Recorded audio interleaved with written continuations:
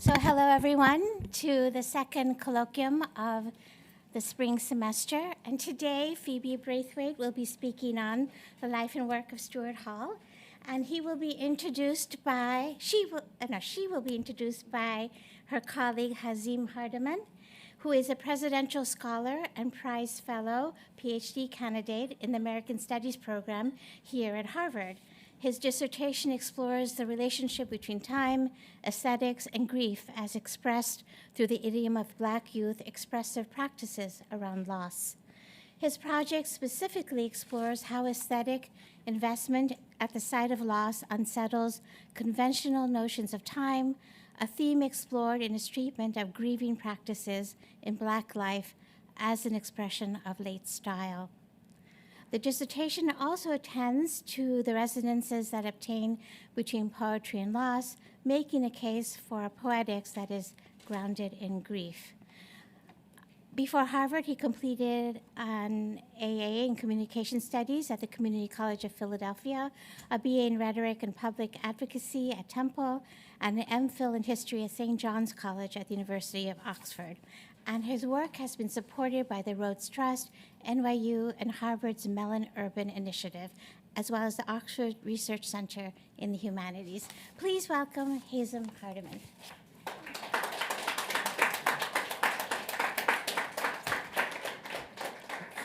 Is that all? I mean, is that all? Yeah. That's abbreviated. Thank you so much, Krishna. It is my pleasure to introduce Phoebe Braithwaite. Phoebe completed a PhD in English here at Harvard in May 2024, focusing on the work of Diaspora, Jamaican intellectual Stuart Hall. Her project was supervised by Professor Henry Louis Gates, Jr., Paul Gilroy, Robert Reed Farr, and Luke Manan. She is here today as the Hutchins Family Fellow at the Du Bois Institute. In 2022 and 2023, she was a visiting student at the Sarah Parker Remden Center for the Study of Racism and Racialization at University College London, where she's now an honorary research fellow until 2027. Her talk draws on the research carried out as a part of her doctoral work, bringing together a biographical reading of Hall's development with consideration of his intellectual trajectory. Titled Squaring the Circle, Stuart Hall and the Uses of Biography, her presentation today builds on that research. Welcome, Phoebe.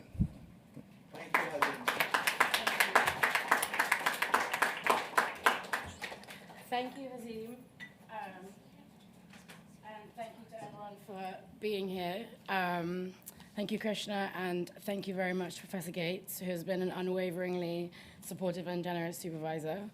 My talk today, as Hazim just mentioned, is called Squaring the Circle, Stuart Hall and the Uses of Biography. In my research into Hall's life and work, I found I was often caught between kind of seemingly irreconcilable strands, both in the work itself and in interpretations of that work. I think that to some extent this is kind of inherent in the biographical approach.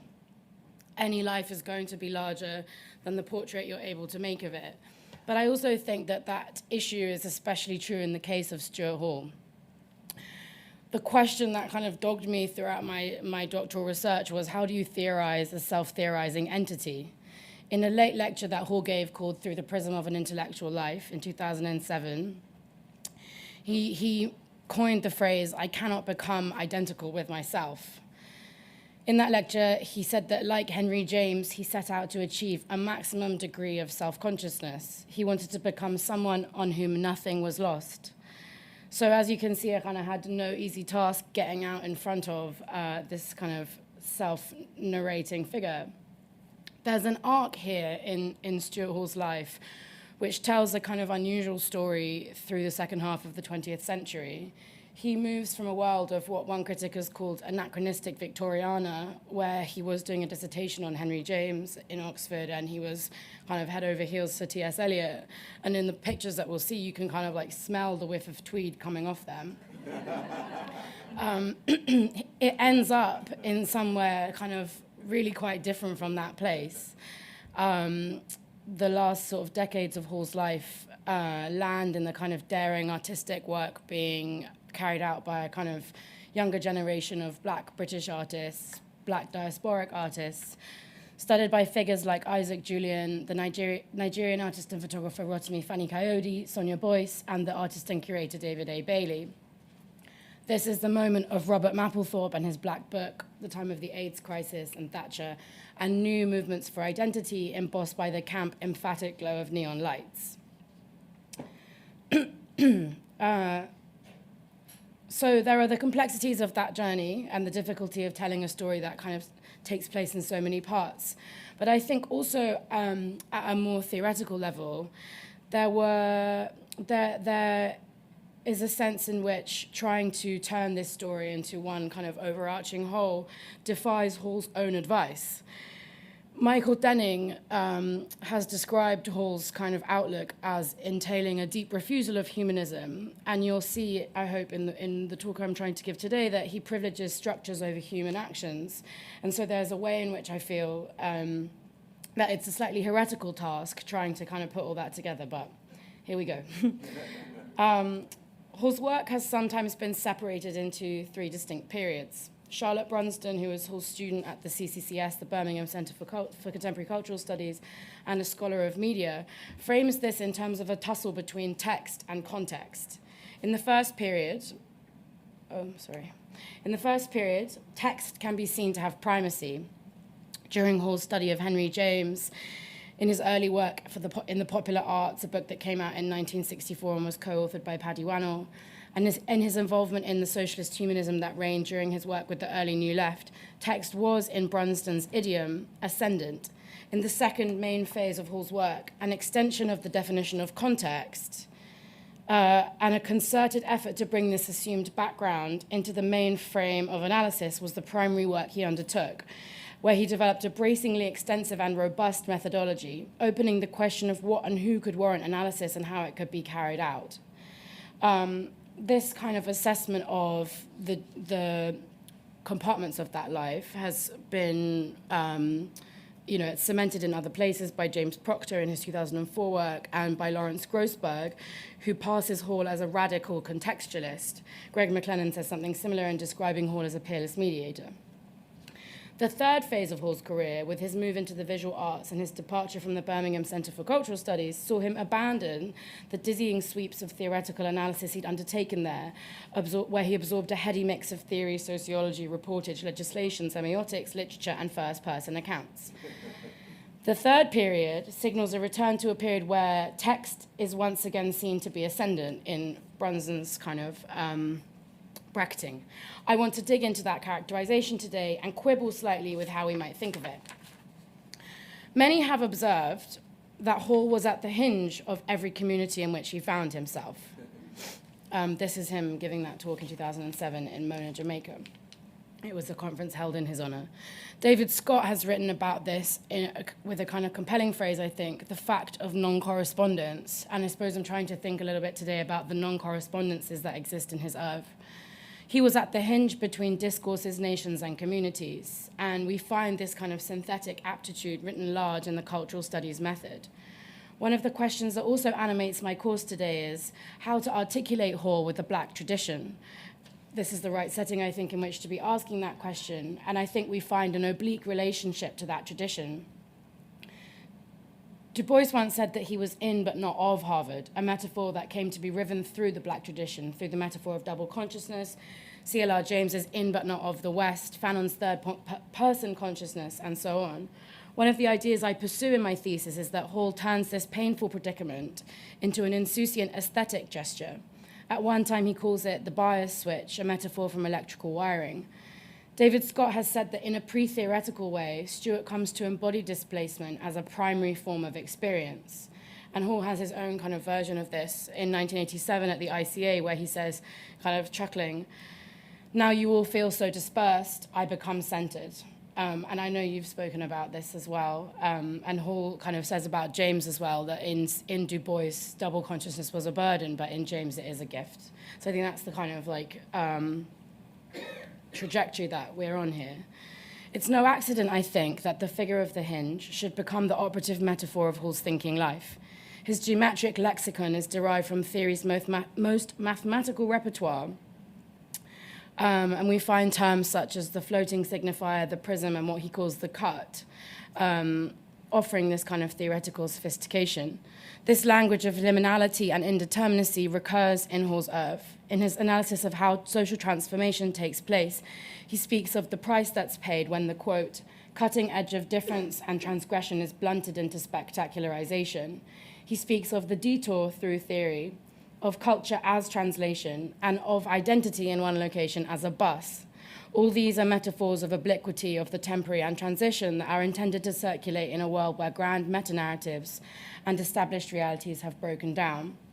And one of the kind of key instances of this, I think, is actually, there's an interview with Sut Jali, who teaches at UMass Amherst, where, I mean, this is not, I think, the original location of it, but he talks about the jouissance of meaning and of theory, and of ideology being the kind of force that comes in to cut and to stop meaning from proliferating and give it a kind of temporary location or identity. I want now to try and give a sense of some of the theoretical kind of background for this attitude. Rooting through Hall's archive in Birmingham, I found something that I thought was unusual, and I wanted to share it with you today. In 1975, the writer David Selborne, who at this time was a Maoist but later became a kind of right-wing Islamophobe, wrote a montage travelogue about a visit he'd taken to China that year, called An Eye to China. It was published by the Black Liberator Press. Hall interpreted the situation in China through the lens of Benjamin's The Work of Art in the Age of Mechanical Reproduction. He saw the fundamental rupture of modernity as ushering in two fundamental irrevocable shifts, and he was consoled by the absolute difference of the modernity he encountered in China. He is at pains to say that he doesn't know where it will lead, but I think he tries to read the difference of what's happening there as something kind of bracing and exciting. The first shift that modernity ushers in is the decentering of the subject. The second is the decentering of discourse itself. This is the quote, I'm going to read it in full. Once the people enter directly into the transformation of history, society, and culture, however problematic that entry is, it is not possible any longer to represent the world as if reality issues from the wholly individual person of the speaking, uttering subject. If men and women make history, but under conditions not of their choosing, under determinate conditions, then the subject of traditional discourse is fundamentally decentered. It is decentered in three senses. It is displaced from its position at the center of the historical process. It is displaced by the structures of the unconscious, of fantasy, and the imaginary, and from any transparent plenitude of selfhood, recognition, identity, or speech.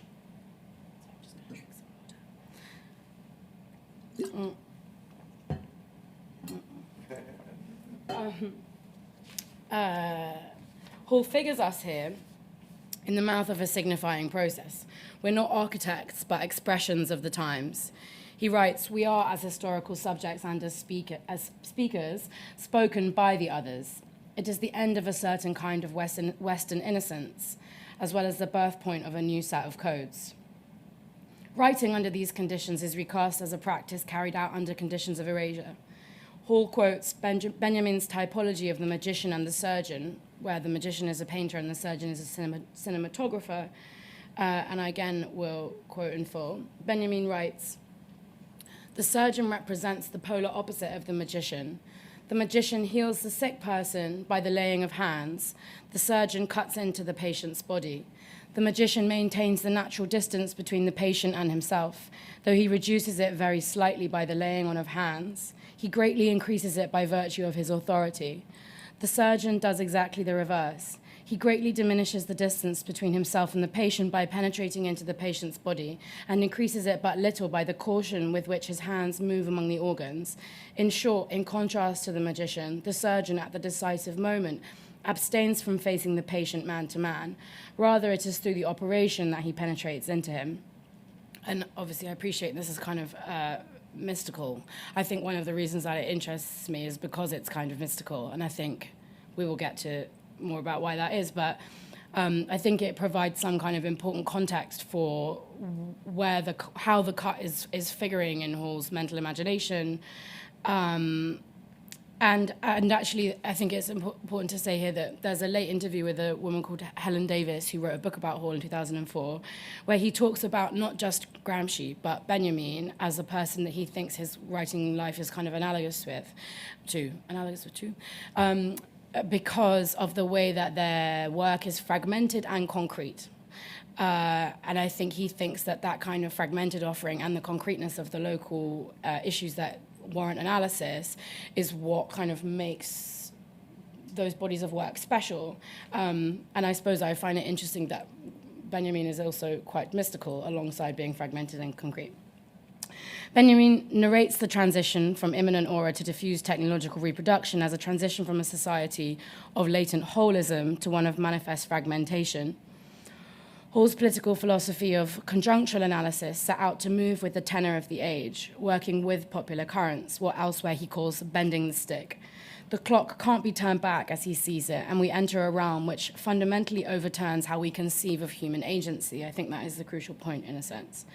We hear in this parable of the surgeon as an alibi for the cinematographer, who must cut where he can, a sense of the intellectual's kind of aerial vocation, as distinct from, perhaps, an organic intellectual who works from the bottom up. Hall's articulation of identity as montage runs along the grain of the fracturing of the discourse and the subject, making the case for a fragmented modernity that is nonetheless open to difference, entanglement, and fluidity over one of closure and atavism. A war that obviously, as we all know, is raging with special ferocity today. Okay. I want to travel back a little bit in time now and share with you something I discovered last year, maybe the year before, which I assume Hall wrote while he was an undergrad at Oxford sometime in the early 1950s. This is one of the poems that I found.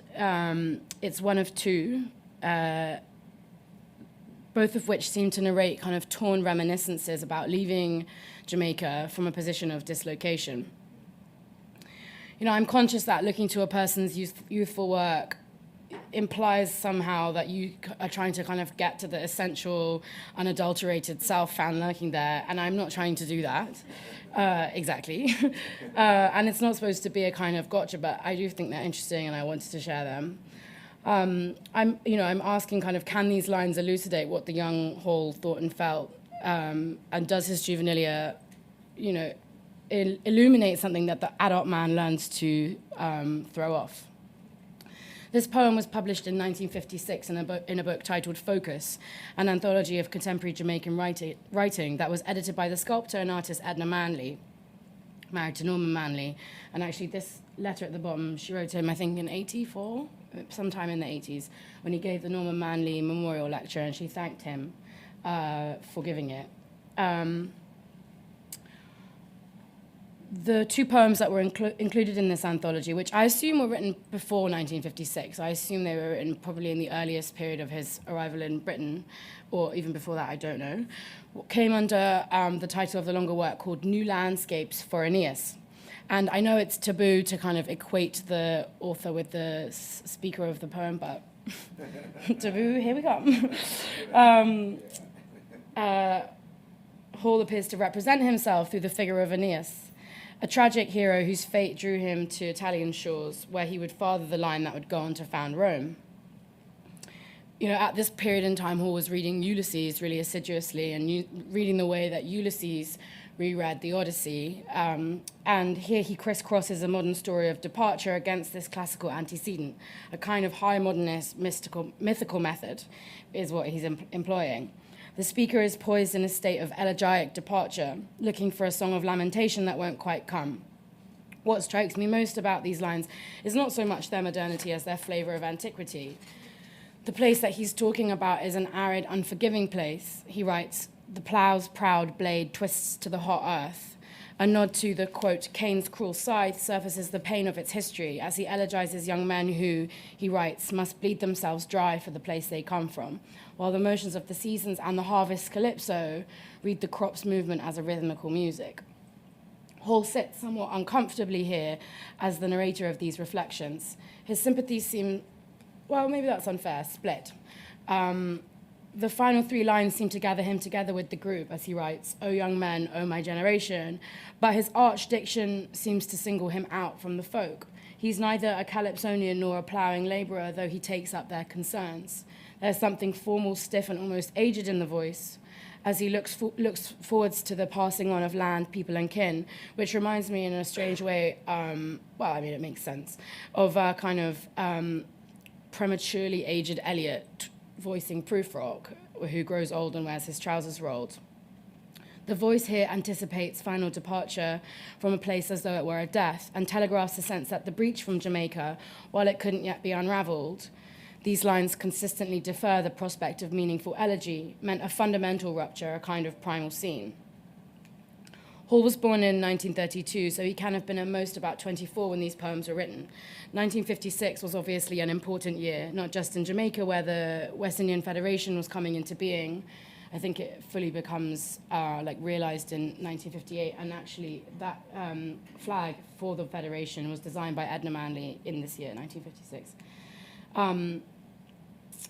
Not just in Jamaica, but also where kind of steps were being made towards independence, but of course in Europe too, with the invasion of Egypt and the Hungarian uprising. That marked the course for the emergence of the New Left.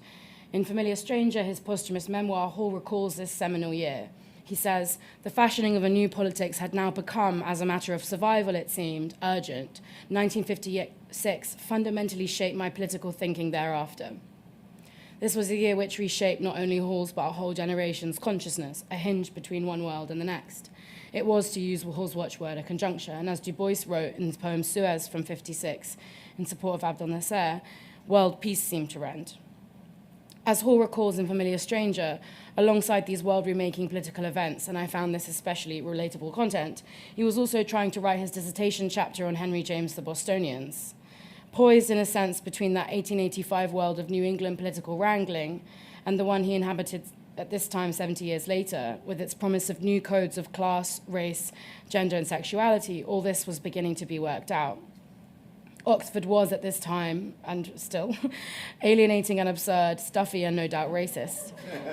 He recalls the whole Oxford spectacle unrolling in front of him like a movie, knowing all the time that it was a facsimile caricature of itself.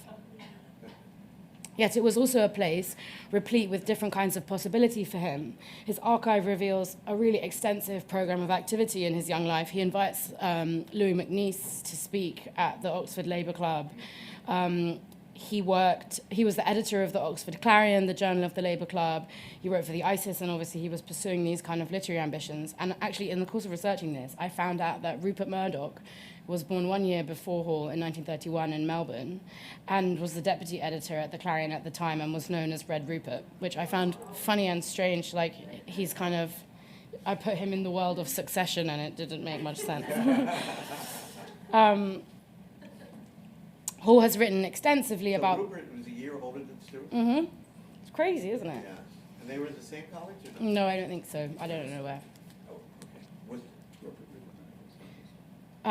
Hall has written extensively about the problem Jamaica posed for him at this moment in time.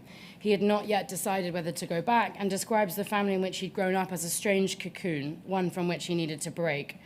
In Familiar Stranger, he writes, "Standing at the juncture between a Jamaica to which I wasn't sure how to belong and an England to which I knew I didn't belong, the diasporic scene and its lived incongruities provided me with a space in which to think, a place on which to stand." We hear some of this sense of hesitancy and in-betweenness in another poem Hall wrote for the journal. Thus, at the crossroads, it's called, sets our figure on the shore of departure, weighing up his losses. This indeterminate pointed lilies as emblems of death in the opening stanza is offset by the image of waving bamboos, seemingly symbolic of Jamaica's rich heritage and resilience. Hall writes of the move as an act of almost betrayal. He says, "A son must wrest existence from a father's loins and a mother's womb, snatch up his way of life from feebled hands, feed on their lives as the flame eats wax." This figure moves, quote, desperately towards isolation, and a mood of dissonance spread through the poem like a web.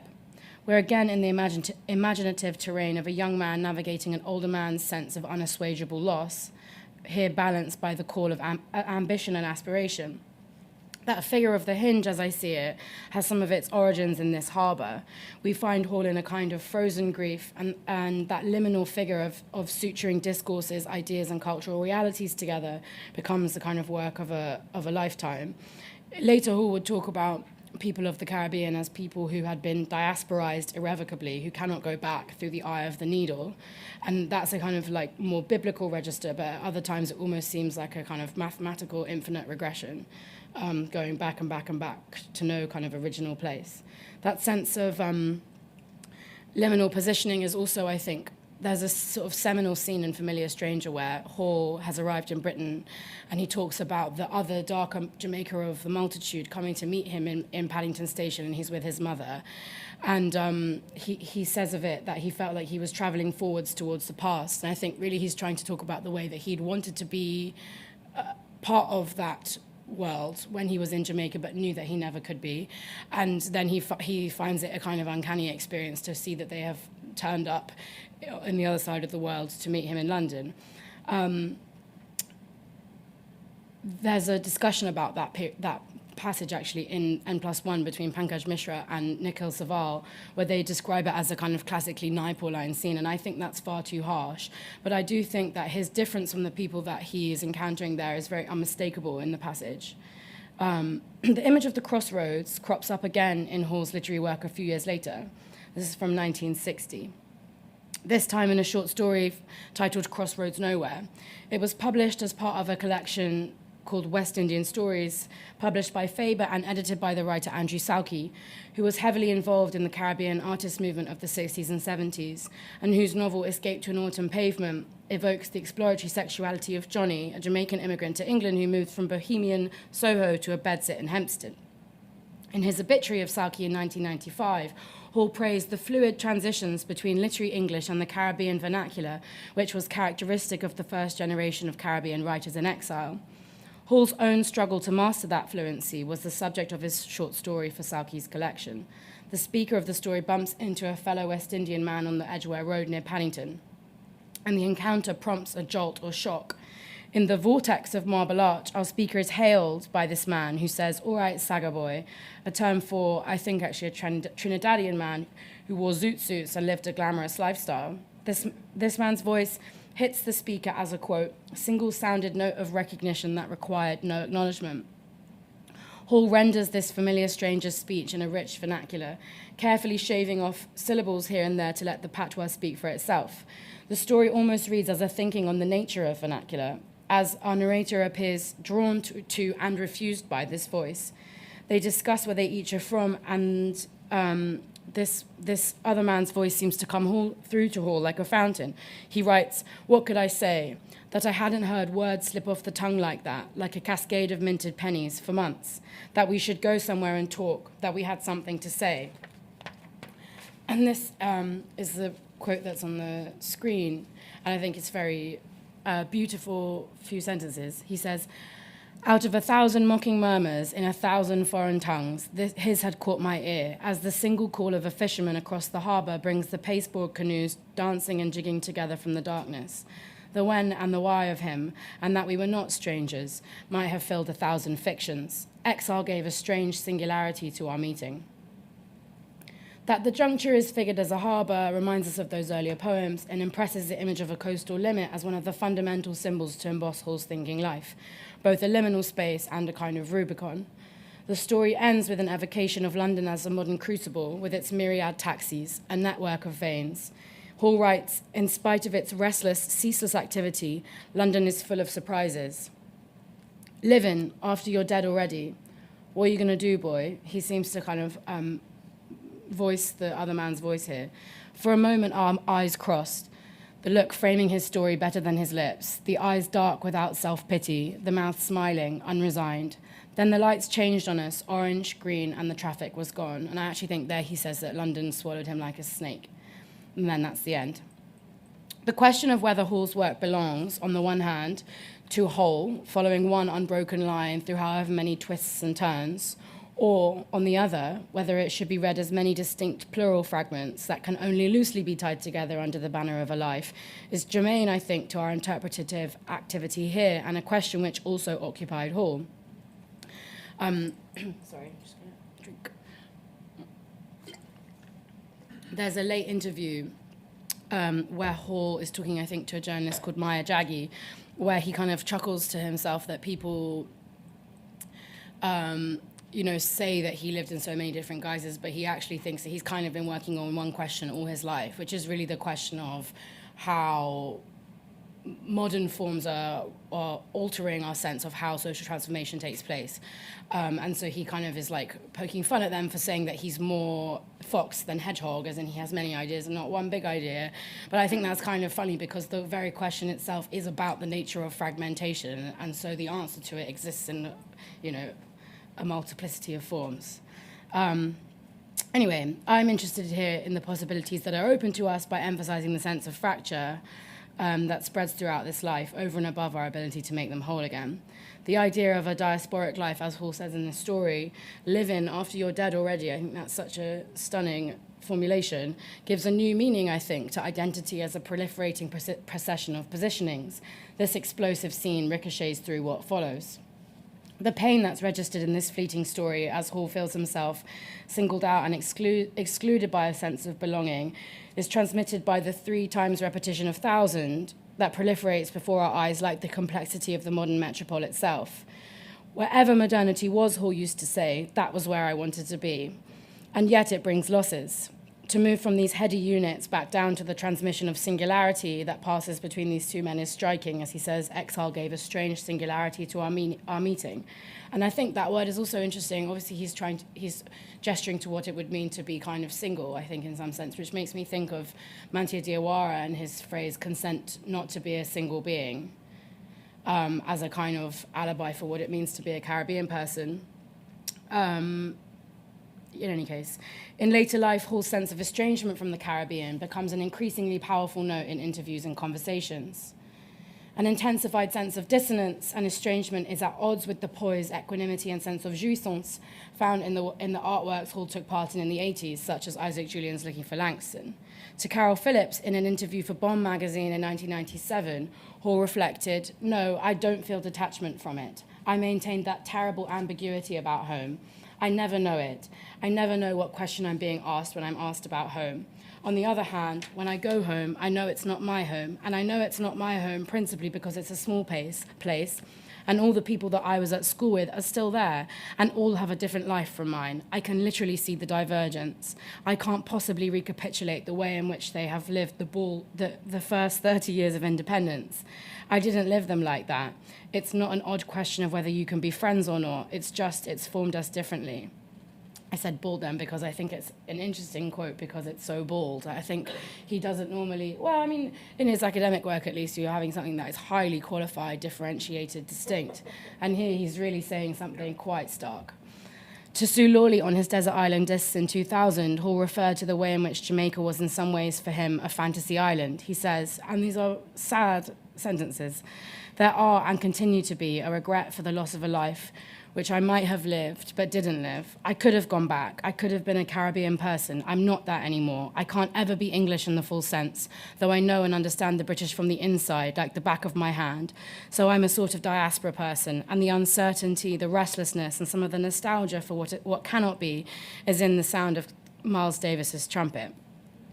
Thus, when the Caribbean does return, it raises its head awkwardly, painfully, as a question to be asked, but perhaps not answered.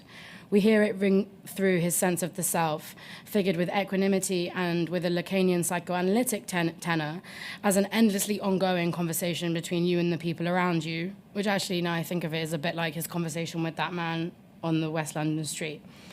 It marks a stark contrast with someone who's roughly contemporary with Hall, and actually who he corresponded with quite a lot in the late 60s, Edward Kamal Braithwaite, who in a letter to Anne Walmsley, a historian of the Caribbean arts movement in 1987, said, "I am not a potentiality of something. I am wholly what I am. I do not have to look for the universal. My Negro consciousness does not hold itself out as a lack." I want to shift now to something I am calling the Knights move. The shift in the 1980s in Hall's work from cultural studies, work of primarily sociological analysis, albeit with a vastly expanded frame, to his vigorous involvement in the Black British arts movement of the 80s and after, has attracted attention. How to characterize this surprising move and pass its new set of codes and investments. As I mentioned at the outset, Charlotte Brunsdon reads this as the reascendance of text, a period in which the text is again instated as a kind of object of analysis at the top of some kind of signifying structure, allowing it to be worthy of critical interpretation.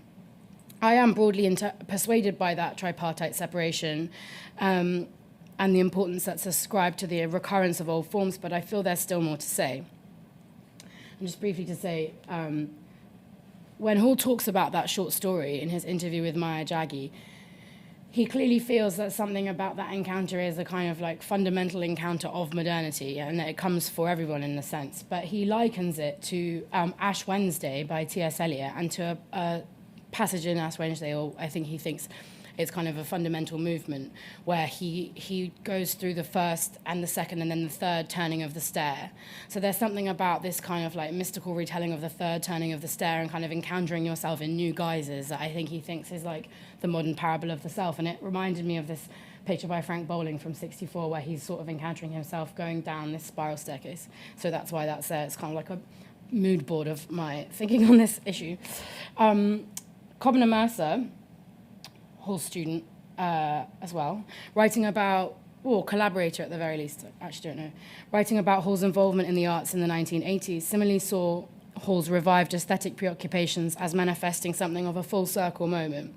I think there's a lot to be said for this, and I'm just trying to think with it in a sense, one in which old ideas could be worked out in new ways. Mercer writes, in his generous responsiveness to Black diaspora visual arts, Stuart came full circle in reflecting on his own migrant journey from colonial Jamaica to post-Empire Britain. He emphasizes the, quote, immense challenge we face in contemplating the open-ended nature of Stuart's output as a public intellectual, and the conflict between the holistic picture of what he did and the multifaceted nature of that work. He writes, we should not compartmentalize the interlocking parts that make up the whole. To do so would be to misrecognize the complex unity in which the life and the work came to be mutually composed through acts of conjunctural intervention. And he's adopting that complex unity from Stuart himself, who theorizes it very rigorously in 1973 in his work on Marx. Emphasizing the continuity of this moment with the rest of Hall's work and career, Mercer cites Shalane Tawadros, who similarly writes that, quote, some may view Hall's engagement with the visual arts as his hobby, the equivalent of intellectual gardening, after years of hard graft at the coalface of sociology departments, Marxist debates, and cultural studies conferences. She says instead that some of his most significant work and cutting-edge ideas have been honed on the factory floor of contemporary visual art practice. I want to stress the picture slightly differently, placing greater weight in this moment on what's left behind and introduced than what's preserved.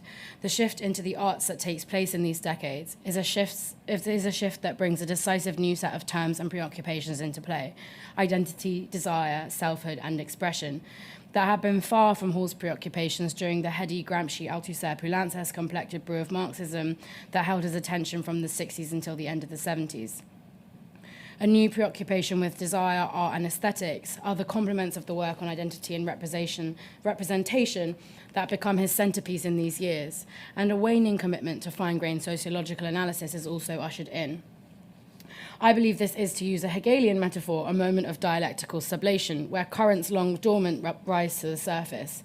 It's also a moment of epistemological crisis and opportunity in which ghostly forms have returned in a new form. And the nicest kind of way I think of thinking of this, in my view, there's a late piece by Hall about a Birmingham-based photographer who I think is Jamaican called Vanley Burke, and there's a picture of Hall by Vanley Burke that will come up later in the slide, and I think the piece is called The Desire for Blackness, and he says in it that Burke's work in the later kind of decade of his life shifts from a preoccupation with documentary to a preoccupation with love, and I think something similar happens for Hall.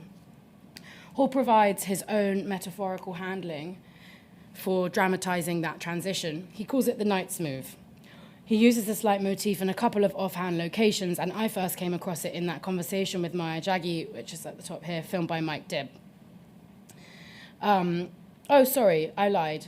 I first came across it in this interview that was staged beyond the grave between Stuart Hall and Isaac Julian, so from kind of clippings, and then like old interviews of Hall get kind of put in to answer Isaac Julian's questions. But you know, it has a long genealogy in his thinking. It's not something that he ever works on particularly kind of like robustly, but he mentions it in this interview with Maya Jaggi as well, and he says this: I wanted to be involved in the world. and this seemed a good way of continuing all the things I'd been interested in another sphere. It's what I call the knight's move from chess. You move ahead, but not by going straight ahead, but from going sideways and then that way. So I took all the baggage about Marxism and post-Marxism, the baggage about culture and culture's relationship to society. I took all the baggage about multiculturalism and what was West Indian culture and the diasporic, and delivered this whole baggage into the arts, he says. And yet, quote, it wasn't a conscious decision. It sort of crept up on me.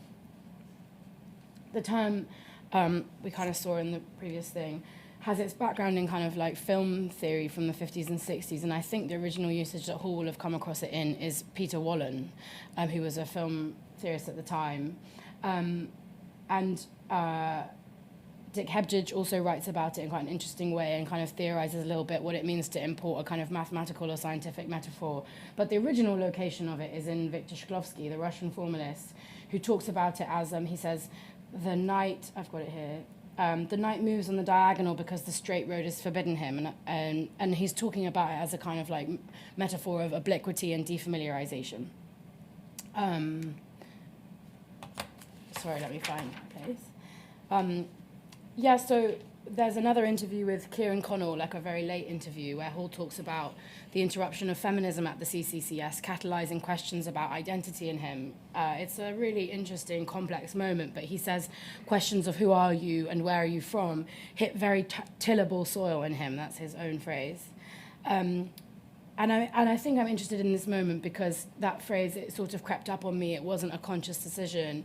It sort of exceeds the voluntarism that we often find in Hall's articulation of what the self is. You know, to Kieran Connell, he says, I stepped forward into another version of myself, and it has that flavor of kind of like I chose to be this new thing, or the historical moment interpolated me in this way. But I find it interesting that there's a kind of lack of he confesses that lack of voluntarism about it. Cobham Mercer writes that over the course of the 1980s in the films of Isaac Julian, many of which Hall performed in, Isaac Julian swerved away from realism's problem-solving fixations.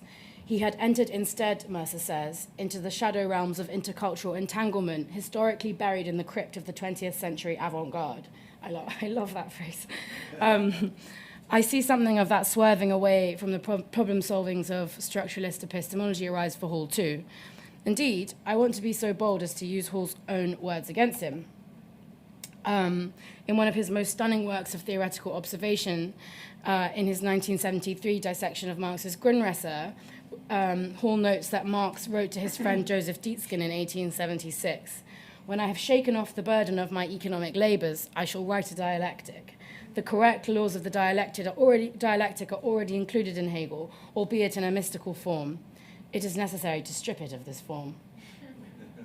In this period, I think Hall wanted to write his own dialectic, after many long decades spent trying to excavate the, quote, rational kernel from the mystical shell.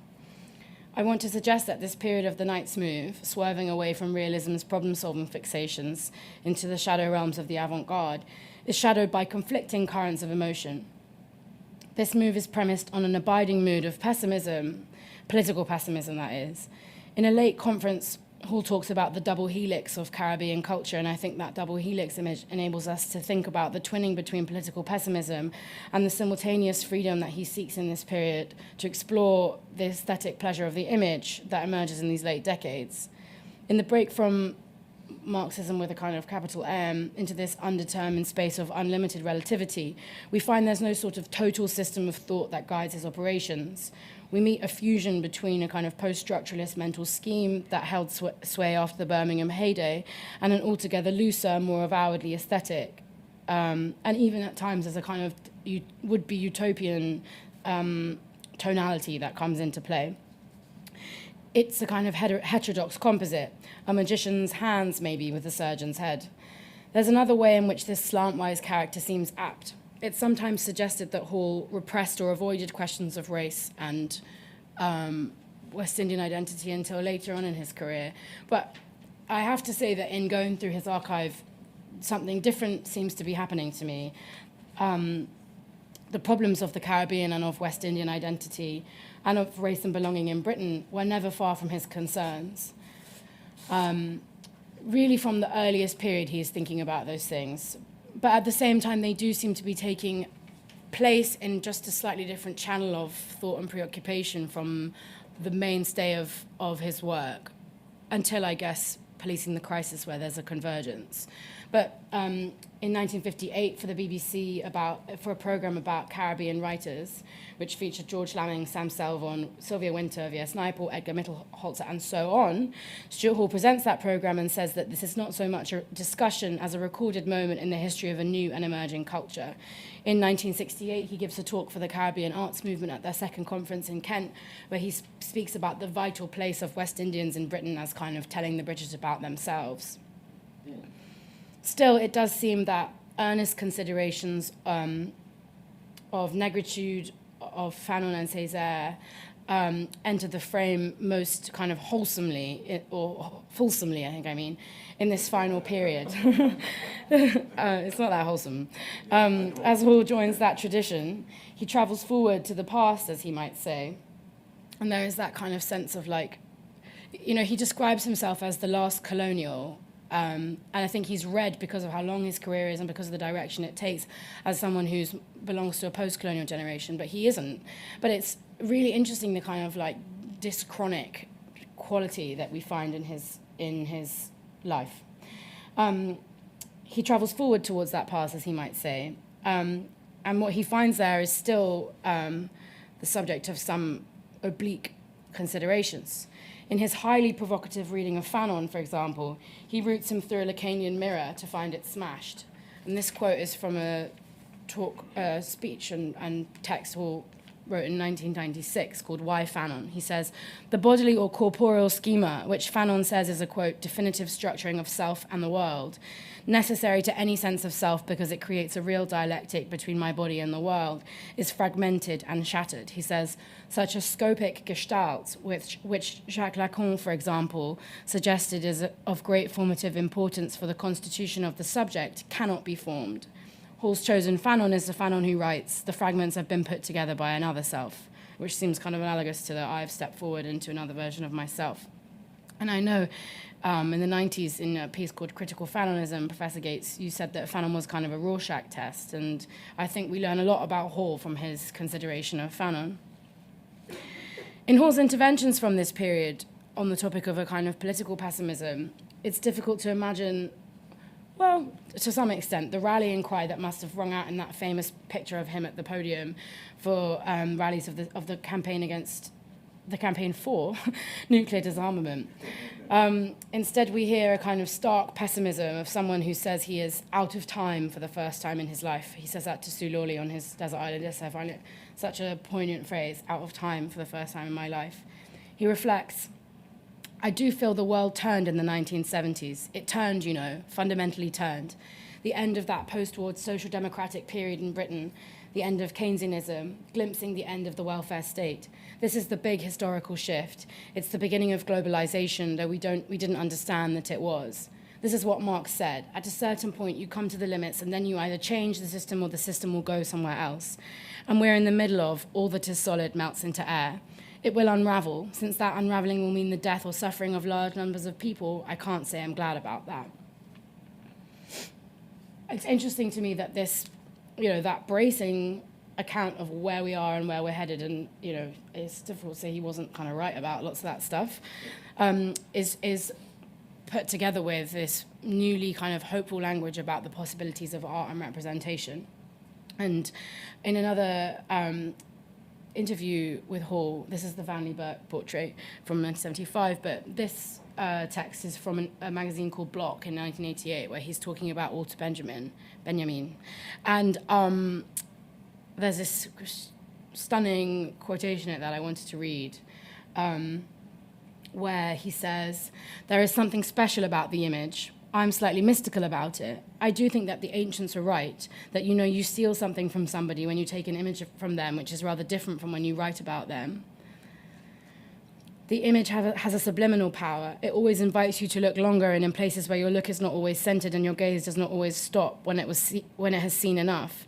you always want to see a little bit more. I think the image is a very powerful communicator, but it is powerful also, I think, because it awakens emotions, strong emotions and feelings subliminally. At the same time, it is very open-ended in terms of its meaning. Images have a much wider connotative associative reference, a much wider field of reference than words have.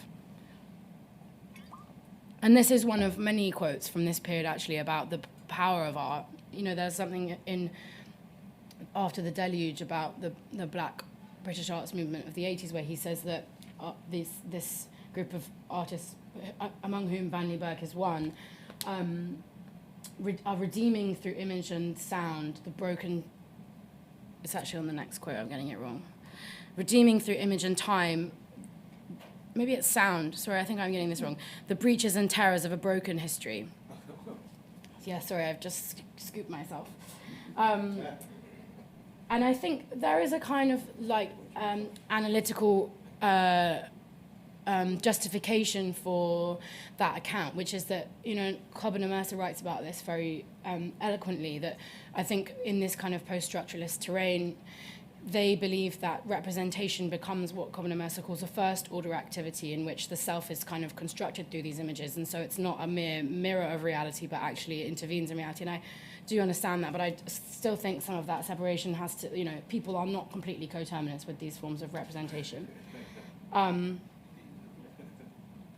But there is this quote from Mercer where I can't quite tell where Mercer begins and Hall begins or ends or whatever it is, but he says, art is the one sphere in the introduction to the fateful triangle where the unspeakable fears and fantasies invested in the violence of otherness and difference can be brought into discourse and rendered speakable. He says art is less a mirror of reality than a detour through the fissile stuff of which the human subject is made.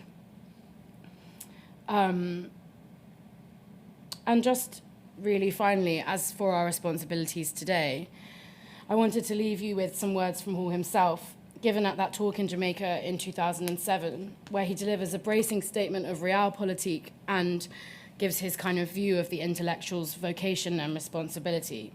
He says, under erasure. No new language is going to drop from the skies. There isn't any, prophet who is going to deliver the books, etc., so that you can stop entirely thinking in the old way and start from year one. You remember that revolutionary dream? Year one, from now, socialist man. This is when the new history begins. From now on, the realm of freedom is rubbish. The realm of freedom will look mostly like the old realm of servitude, with just a little opening here and there.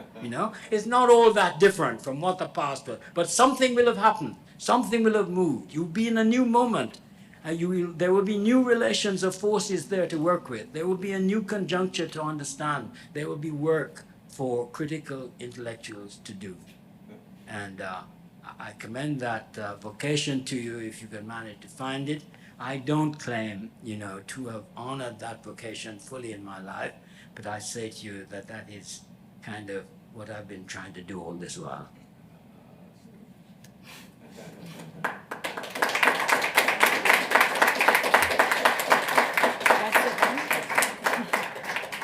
Excellent, well done. If I may. Thank you, that was fabulous. Could you go, first of all, where is the sort of Hall of Revolutionary Caribbean Heroes there?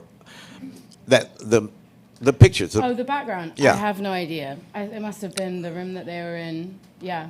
In Jamaica? It's the Mona campus of the University of West Indies. Right, because that's Jose Marti, right, on the left? Is yeah, it? yeah. The first one that they held was for Sylvia Wynter, and Stuart Hall was the second. Oh. But this speech is kind of his... It was like a 3-day event, I think, and this was his kind of response to the respondents. And he sort of says, I don't really recognize this picture of Stuart Hall that you've all been talking about, but I'd love to meet him. Yeah. Yeah. Could you go back to the very first slide? Mm-hmm. It's a quote from Stuart.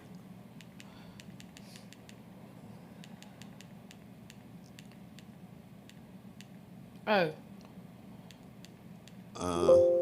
Okay, keep going. It's when he says, once a people enter directly into the transformation of history, society, and culture. Yeah. Why does he say that once the people enter directly into the transformation of history? Is it everything that follows true of all human beings all the time? You mean... It is not possible any longer to represent the world as if reality issues from the wholly individual person Yeah. of the speaking, the other in subject. That's true of all human beings all the time, right? I don't know why he formulated that way. That once the people, it sounds like a very Marxian move, right? Once Yeah. the people, but don't you think, he asked leadingly, hoping that you agree, isn't that true of the human condition? Or is he saying that, no, it's not true of the human condition, it's only true once people Yeah. enter directly into the Yeah. transformation of it, once they become Marxian, once they become Yeah. subjects, conscious subjects in terms of their world, right? Yeah, I mean, I suppose he's... I'm not asking that very well, but... No, I'm with you. I suppose he's responding to, you know, the events that are discussed in this book by David Selborn and to events in China, and saying that there is a kind of revolutionary inflection point here, and that something about the motion of historical change will be altered by that kind of collective action, and people will act in this kind of like more superstructural way than in that kind of individualist manner. So I actually think, I was thinking about this morning and thinking that one of the things I think that's interesting from our perspective and from the perspective of where the left is standing today is that actually the idea of being kind of spoken by the technology which you use, and of being kind of like losing yourself in your TikTok representation of yourself, is very different from our standpoint than it was from this point in time. And I suppose, you know, that's just the nature of historical movement. But I suppose the extent to which that is, you know, true of the human condition is still a historically contingent question. And he's trying to spin it in a way that is positive and makes a place in the world for that as a kind of revolutionary transition, much as Benjamin had done before him. But I don't know if it's the human condition. Probably to some extent. Well, for me it is, but you and I can argue about that. Yeah. Questions, comments? Well, that was really fascinating. Thank you. And my question is out of ignorance because I'm not well read in Stuart Hall, but right at the end of his life, in his posthumous memoir, Familiar Stranger, one clear conjuncture, one hinge that he highlights is meeting the woman with whom he goes on to share his life, Yes. Catherine Hall. And he basically said, I think he literally says, she saves my life. But frustratingly, although he gestures towards her importance in his life, of course, the book itself ends basically when they meet. So he doesn't explain that, doesn't explicate that. So the big question, which I don't need you to answer, is what is the influence of Catherine Hall? Yeah. To people who don't know, she's the foremost historian of empire in Britain throughout their life, and first brilliant feminist historian. So the big question you don't need to answer is, what is her influence on his thinking? But Yeah. the more narrower question, which I would like to know, is in his writing, how much and how does he refer to her personal or intellectual influence? It's interesting you asked me that, because I was actually reading something yesterday called Thinking at the Limit about post-colonialism by him, and he cites her work. But it's not something I come across all the time in reading his writing. But it's very clear that, you know, there was a huge age gap when they met. She was much younger than him. She was a teenager. Yeah, she was like 17, I think, and I think they met that year, and it was on some march for the New Left, and he already knew the partner of her sister, and so they were obviously involved in that world together. And then a year later, I think they got together and moved to Birmingham in 1964, etc., etc. But it's clear that there is a kind of anchoring that Catherine Hall's world and perspective gives, and I think there are kind of key moments that also come up in the Stuart Hall Donna Conference film, which I'm forgetting the name of, strangely, Stuart Hall Project? Yeah. Where in encounters with his family in Jamaica when they visit, Catherine provides a kind of ballast against that outlook. So I think there is something about becoming English and in creating a buffer between the world that he grew up in, and that is obviously formative. And actually there's an interview with a guy called Paul Thompson that you can find. I think it's in the British Library Archives, where Hall talks in a really interesting, quite like enlightening way about the way that feminism incurred, there's the incursion of feminism at the center, which is one story, but there is also the way in which feminism kind of takes place within their marriage. And he's really funny about it. He's like, well, when I met, I was in this whole world of kind of D.H. Lawrence, and Laurentian kind of moons and suns and stars, and he finds like letters that he'd written to her to like woo her in this way. And then obviously as she becomes adult and they have kids and becomes involved in feminism in Birmingham through the 60s and 70s, there's a recalibration of that power dynamic, and yeah, so I think there is a kind of consistent dialogue there. Well, how does that fit in with the crisis of feminism that occurred in his own work? Yeah, when remember he used the metaphor, what, of the coffee table, being shut, and everybody goes nuts? Yeah. Can you tell everybody about that? Yeah. So I was actually reading something yesterday where about the popular arts, which he writes in 1964, where actually there's themes about feminism that already come up in that book. And I suppose the reason I find that interesting is because it shows he was like a well-meaning guy. And that's really what happens at the center in the late 70s. There's a group of kind of feminists who, they're post-structuralist feminists. Ross Coward, I think, is the name of one of the people that wants to kind of challenge the structure of power, and the kind of authoritarian or patriarchal is how it's figured. And like Stuart and I'm forgetting his name, sorry, Richard. No, it was a different Richard. Richard Johnson, thank you, who was a historian who governed with Stuart after Richard Hoggart left at the end of the 60s. They had tried to kind of import feminism and like kind of parachute it in, and they wanted to sort of socialize feminist ideas. And so when women are now up in arms about the nature of the kind of power structures there, and there's also a very complex way in which this is articulated with race and articulated with class, and I'm not trying to present that as a kind of neutral incursion, or he calls it an interruption of feminism. But he kind of chuckles about it later on, because he says he just didn't really identify with that kind of daddy position that he'd been put in. He didn't want to be in it, but it wasn't his fault, kind of thing. And later on in the 80s, he talks about this. He basically leaves the center because of this episode, and he talks about it later, and it causes a huge furore. He says that the feminists came in crapping on the coffee table. Crapping on the coffee table. And there's another one, which is escaping me in this moment. But obviously, they don't like being figured in that way. But in that interview with Kieran Connell, there's this kind of humility, really. He says, the whole thing was very difficult, and I realized, he says to himself, sort of, you are not coping with this. And then he says this Foucauldian thing where he says giving up power is a very different thing from being silenced. But it's what really telegraphs this whole foray into who are you, where do you come from? Yeah. That was really fantastic, that talk.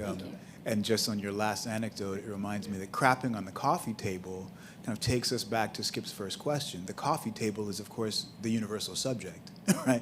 That was the coffee table that feminists were crapping on. The idea that men could be, and especially white men, could be the universal subject of all history. And that upset a lot of people to find that they had to think through those kinds of differences that feminists were bringing to the table. Yeah. I think this is a fantastic talk, especially as you kind of move through Stuart's intellectual moves over time. I wanted to ask you a question about style, because Stuart Hall was one of the most charismatic speakers I've ever seen, and as theoretical writers, one of the most charismatic writers I've ever read. There's a play and sense of fun in his writing that I think carries through. And I guess I'd like to know what kind of insights you can give us into why his style was so charismatic, why it was so successful, and why people have fun reading Stuart Hall, where they might not have as much fun reading a contemporary like, say, Sylvia Wynter. I think there is something fun about Sylvia Wynter, but that's kind of by the by. And actually, there's such an interesting comparison there because she's really dense in the way he's really dense, but she comes to such different conclusions.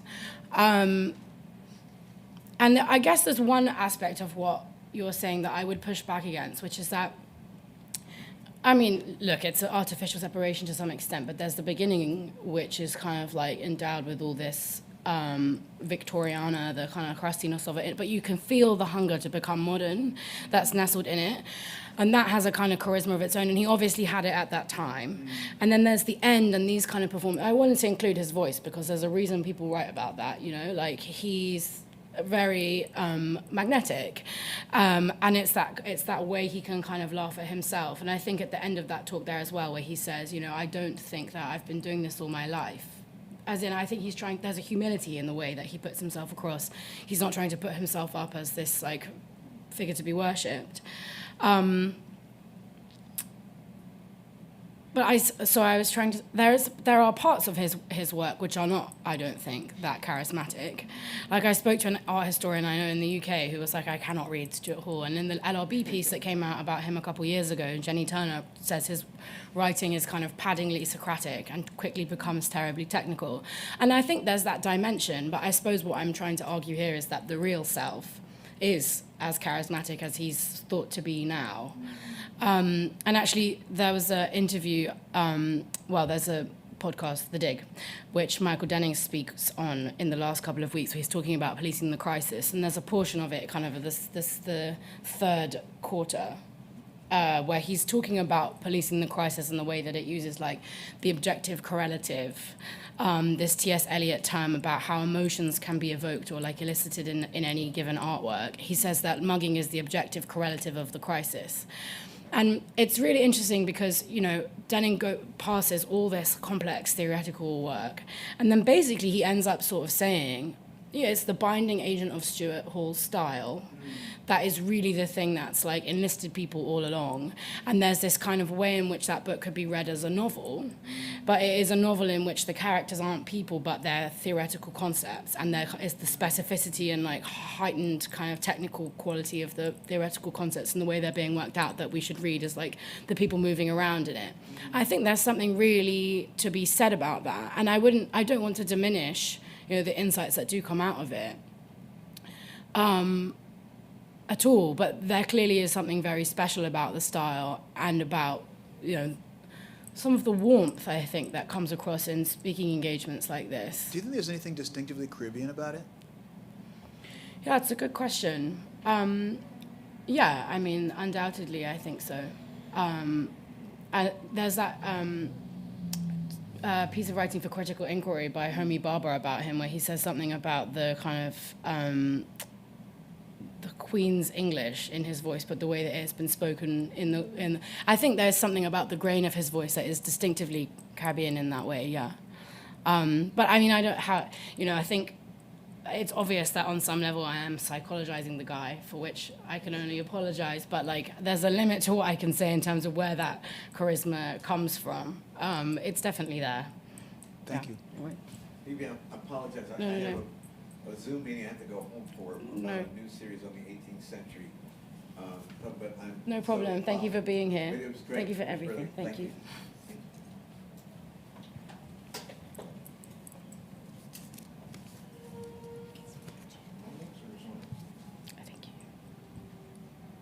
Phoebe, thank you. Thank you for this talk. I wanted to know, I have a few questions actually. So should I ask them all at once? Go for it. Or All right. actually, I'll stop you. Okay, when great. I can't remember anymore. Well, I guess I'll just ask the first question. And that's, what is it that attracted you to Stuart Hall as a subject to consider, first of all? Like, how did he enter your life, or how did you become, I don't want to say fixated, but really attracted and compelled by the idea of writing about him? I mean, there's some degree of kind of contingency to it, no doubt. I was working for a website called Open Democracy in the UK when I was like 24. I'd left Harvard where I was already enrolled in a PhD program on literature. So there's a weird way in which kind of, like I there was a point at which I also thought I was never going to complete the PhD. I'd embarked on blah, blah, blah. But actually, that outfit was set up by people that had come out of that same New Left formation. I was really out of my depth when I was working there, but I was learning a lot. And the Fateful Triangle, those lectures that just got printed, got sent to the office. I took them home and read them. And then I read something by him called Our Mongrel Selves, which was about, it was from 1992, I think. And he's talking about, that's a quote from Salman Rushdie, but he's talking about his relationship with Raymond Williams. He's talking about this question of openness to difference, etc. And I realized that there was like some way of talking about identity that blended. I started doing a PhD about poetry, and I'm interested in the way that like that kind of autopoetic dimension of stuff, the way that like you talk yourself into existence. And but at that time I also I didn't want to think about purely literary questions for the rest of my life. It was coming towards me like a freight train, and I was like, no. And I think he offered, there was an aura there that like I confess to having been swept up by, even though obviously to do this project you have to kind of like step back and have a bit more critical ambivalence. But I think the fact that he was thinking about questions of culture in a political idiom seemed really attractive to me at that time. I had just like left university. I didn't have these languages. I wanted to get them.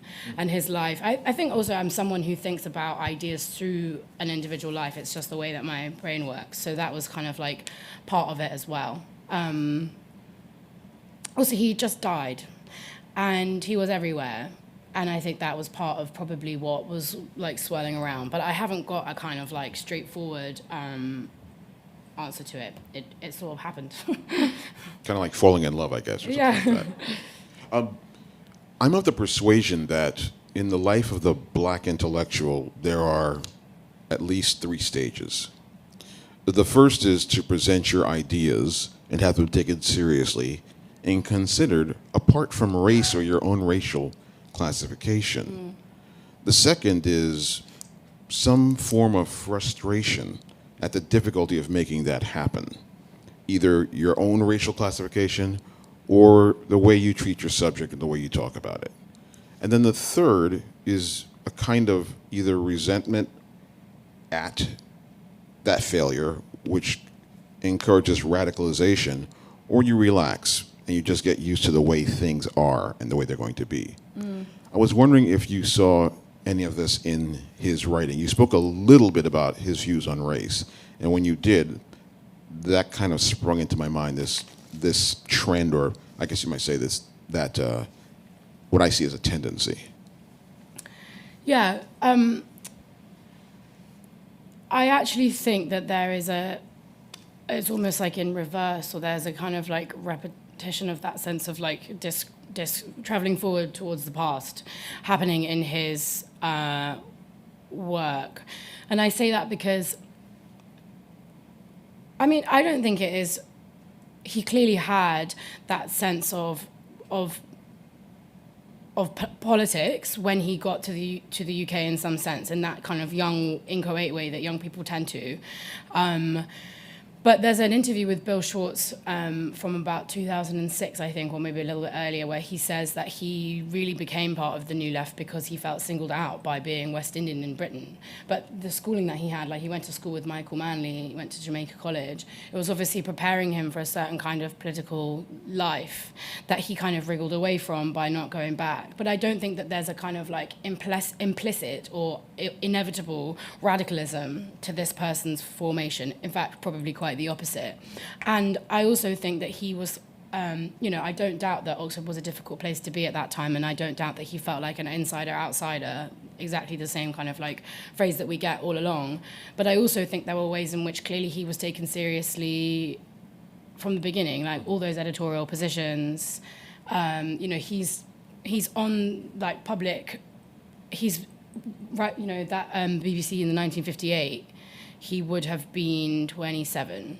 And I just mean that his career takes off from the get-go. And clearly when he was in Jamaica as well, he was already doing, I think he was a Rhodes Scholar for one thing. But I just mean, I don't know whether pure resentment or estrangement that might happen on a racial basis in other contexts quite fits what happens here. But I also think that he develops his own kind of like language and understanding for the specificity of the way that it takes place for him. So I'm couching this because I don't want to erase the forms of racial exclusion that he did experience. And actually as well, when he's in Birmingham in the 60s and they've had a child and he's a member of a mixed race couple, that they have abuse hurled at them. But there are interviews in which he says that he doesn't think that the kind of like typical experience of racialization is his. And I feel it's also important to say that. Interesting. Does that answer your question? It helps. And I guess the last question is about, and you began your talk by talking about the difficulty of contextualizing him. My question is about your writing and how you look at your writing. How do you, when you're writing, who do you see your writing for, or do you have a subject you're talking to, or a thing you like to do, or way you like your writing to sound? It's a good question. I think one of the troubles I had with writing my PhD is that I was writing for my supervisors, and typically they knew Stuart, or at least to some extent, that they would be on first name terms with him. So that was a complex process, because obviously he's a figure who has high name recognition in some contexts, and who people have like a sense of the kind of like biographical arc that he's gone through, and in other senses people don't know. In the UK there is a news presenter called Stuart Hall who was a paedophile, and I often have to distinguish and be like, no, not that Stuart Hall. So I'm just trying to say that there's a real patchiness, and that name is also, there's a real patchiness to the kind of recognition of who he is. For some people he will mean a lot, and to others not much. So I think that's been like a trouble in the way that I write about him, because one of my supervisors wanted me to strike a much more introductory note, and I went in with something that was probably more, he said, assumptive. Now I think I'm in the process of trying to figure out like who I'm writing for, and I think probably the useful person is someone who's a bit more of an initiate, like not steeped in Stuart Hall lore. That's kind of how I'm hoping to do it. But in my head, do I have someone I'm writing for? I don't know. Probably 3 or 4 people, but they're always like shaking a stick at me. So. Well, thanks, Phoebe, for this wonderful talk. It's really beautiful. I learned so much from it. I particularly appreciated your insights about the kind of early and late Hall and the kind of coexistence of his concerns with culture and social transformation. But I was particularly intrigued by you raising this issue of the challenge of theorizing a theorizing entity, I think, as you put it, and wanted to invite you to reflect or say a little bit more about that challenge in relationship to the form of biography and what you've learned from thinking about that. Yeah, thanks.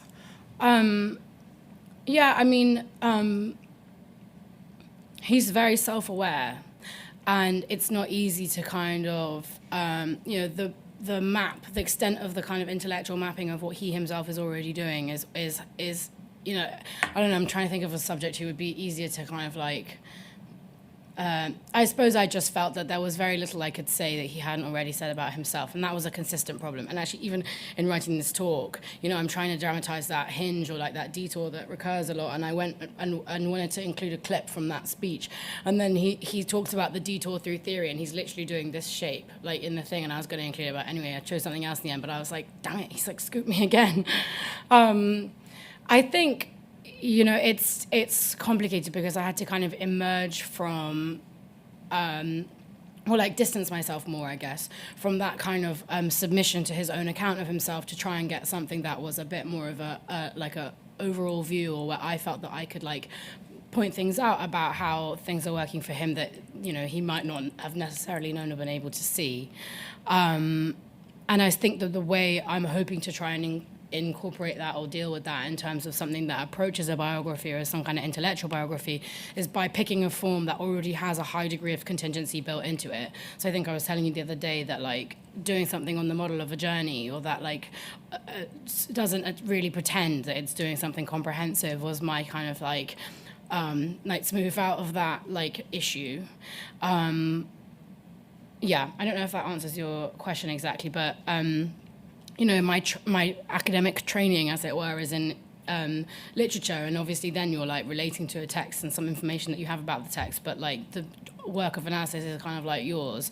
And this is a very different thing because he is like, his whole bit is that he's analyzing stuff for you. So you're at a kind of like higher level of abstraction, and I have found that a real challenge. Yeah.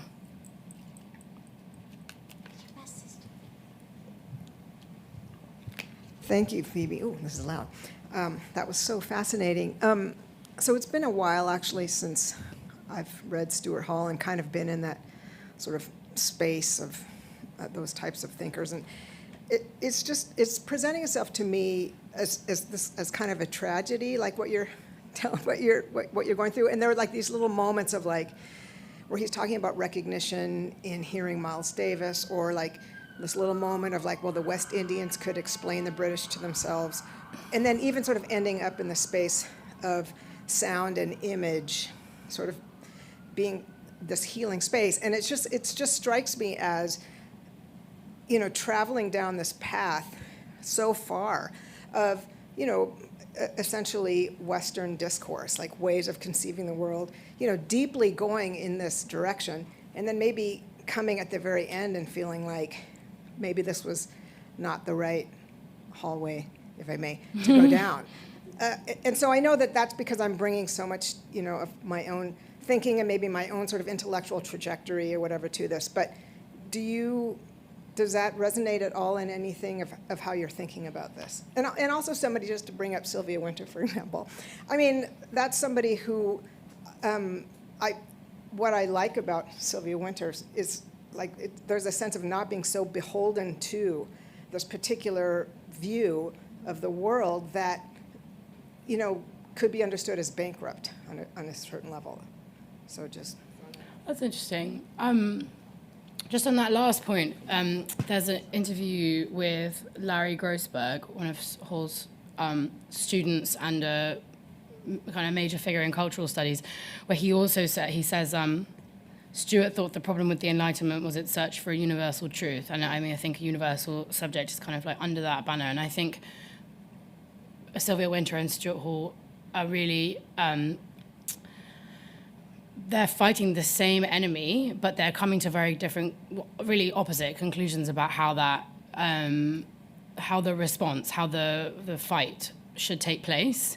And his is, in a sense, like a more stubborn refusal of everything about that intellectual formation. And I think it's different because hers is articulated from a perspective of race much earlier on, whereas he incorporates that sort of later.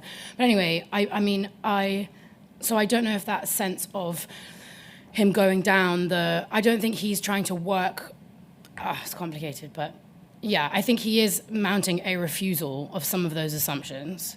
And I do think that there is a real pain and a real poignancy to some of those late statements and to the admission of the sense of loss that he experiences through what, in that story he calls exile. And I don't think that is what it is on some level. I was also kind of thinking, I don't know if this answers your question exactly, but like in the conversation about policing the crisis, he's doing something really avant-garde there. It's a really important work, and in that interview with Mike Denning, he says he was really proud of it. It's a co-authored work, but you can feel Stuart Hall's fingerprints on lots of pages, and I think that he's doing something really novel, really sophisticated, and I think that's an achievement. And I think, the composite nature of all this stuff and the emotions that can't kind of quite be kept at bay, he's a human being, I guess. So yeah, I don't know if that answers your question exactly, but I think it's all kind of part of the picture. Hi, Phoebe. Thank you for your presentation. I have two questions. The first is about society structured in domination, as a really seminal Stuart Hall essay. I always find it interesting. I come from South Africa, and people talk about racial capitalism, and people sort of, Stuart Hall and, of course, Cedric Robinson, speaking about racial capitalism, theorizing racial capitalism. But of course, that's coming from a very particular set of conversations that are happening in the UK, particularly with South African exiles. And that usually just really slips out of the conversation, even though, yes, he might cite Harold Walpy, and in fact, the South African Marxist. In fact, his title is riffing on one of the books of Harold Walpy, and just how that doesn't become legible in the conversations about Hall and his own formation, just those kind of circles that they're moving in. So I wonder, in your work, what is the engagement with the kind of intellectual circles that both Hall and maybe to some extent Robinson were, but particularly how that comes and shapes that turn to, or so-called turn to racial capitalism. So that's the first one. The second one is around just, I guess, this Winter conversation that we're kind of latching onto, just as Winter as a sort of more difficult writer, not as, but just sort of thinking about the difficulty of Black women. What does it mean for Hall to have a particular kind of legibility? And again, the kind of conclusions that she arrives at, it strikes me a particular way in which, just to give you a silly example, how, you know, when we'd have protests at school, it tended to be the Black girls, the Black boys wouldn't do it because they're pathways to inclusion, whether it's through sports and whatnot, that then it takes them a little bit longer to understand that this, there's nothing really here for you. Later on, they'll come into understanding what society is, but because there's particular ways in which sometimes I find that Black men can come into particular spaces and then have the disillusionment later, I wonder if that kind of plays out in the kind of receptions or differing receptions that we have and paths, both in the intellectual work, but also the reception of them as scholars and our willingness to delve into their denseness and difficulty. Interesting. That's a really interesting point. And, you know, I would like to know a bit more about what the kind of cross-dialogue between the two of them. Years ago, like literally maybe like 8 years ago, Catherine McKittrick was discussing Winter on Twitter, as it used to be called before these heady days, and there was she alluded to something in some kind of exchange about dialogues between them, or some sense of understandable probably resentment about the kind of accolades and recognition that he had had, and I think there's probably a lot of truth to what you're saying. In terms of the actual kind of like meaning of that work itself, or the like latent kind of content of it, you know, there's the density and the difficulty in her work, but there is also this kind of like solidity and joy, and I think it's interesting that he kind of has to come to that in a different way far later on, because clearly the overall work that he wants to kind of transmit and put out into the world was missing that note. So I think, you know, maybe there's a kind of like poetic justice in that in some way. In terms of your question of like his work on South Africa and the kind of conversations and circles that he moved in, that piece, I believe, and the other from around that time about pluralism in Caribbean societies was written for UNESCO and commissioned by a woman who went by a few different names, but one of them was Marion O'Callaghan or Marion Patrick Jones. And I think, you know, in that kind of environment, he was engaging with a far wider, more global kind of intellectual community. And often, you know, I think it's complicated because clearly the mainstay of his writing and life was about Britain, and it was about Britain's political conjunctures. And, you know, there is a sense in which I think it is fair that he usually gets called a Jamaican British intellectual because, you know, like he says, I know the British like the inside, like the back of my hand. But I think there is very much like a case to be made for trying to ruffle that picture up and talk about all the other conversations that he was also in. And, you know, with UNESCO, he went to conferences in like Maputo, Brazil, Suriname. You know, it was a much more complex global picture than that, and the situation in South Africa is a very important part of that. But yeah, it's something I think should be spoken about more. Phoebe, this was fantastic. Thank you. Thanks so much.